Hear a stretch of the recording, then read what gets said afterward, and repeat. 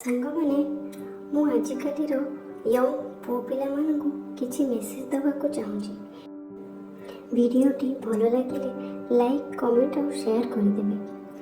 ଯେତେବେଳେ ଗୋଟିଏ ଝିଅ ସହ ରିଲେସନସିପ୍ରେ ଆସୁଛ, ତା ପୂର୍ବରୁ କ'ଣ ଭାବିବା ଦରକାର?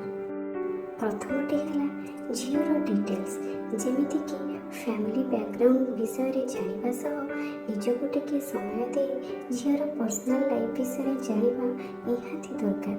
ସିଏ କରେ କ'ଣ, ଆଉ ପ୍ରେଜେଣ୍ଟ ଲାଇଫ୍ରେ ସେ କମିଟେଡ୍ ଅଛନ୍ତି ନା ସିଙ୍ଗଲ୍ ଅଛନ୍ତି। ଆଉ ଦ୍ୱିତୀୟଟି ବହୁତ ଇମ୍ପୋର୍ଟାଣ୍ଟ କଥା, ଯଦି ସମ୍ପର୍କରେ ଆସିବାକୁ ନିଷ୍ପତ୍ତି ନେଇସାରିଛ, ତା ପୂର୍ବରୁ ଥରେ ନିଜ ମାଆଙ୍କ ସହ ଡିସ୍କସନ୍ କରିଦେବା ନିହାତି ଭଲ।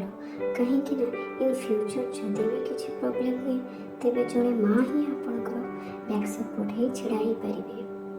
ଆଉ ତୃତୀୟଟି ହେଲା, କେବେ ବି ନେଗେଟିଭ୍ ରେସ୍ପନ୍ସ ପରେ ପଛରେ ପଡ଼ିବା ଠିକ୍ ନୁହେଁ।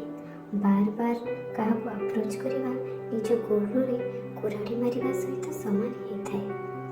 ଆଉ ଚତୁର୍ଥଟି ହେଲା, ସାଙ୍ଗମାନଙ୍କ କଥାରେ ପଡ଼ି ମଜାମସ୍ତିରେ କାହା ସହ ଭଲ ପାଇବାର ନାଟକ କରି କାହା ଜୀବନ ସହିତ ଖେଳିବା ଭୁଲ ଗୋଟିଏ ପାପ କରିବା ସହ ସମାନ ହୋଇଥାଏ।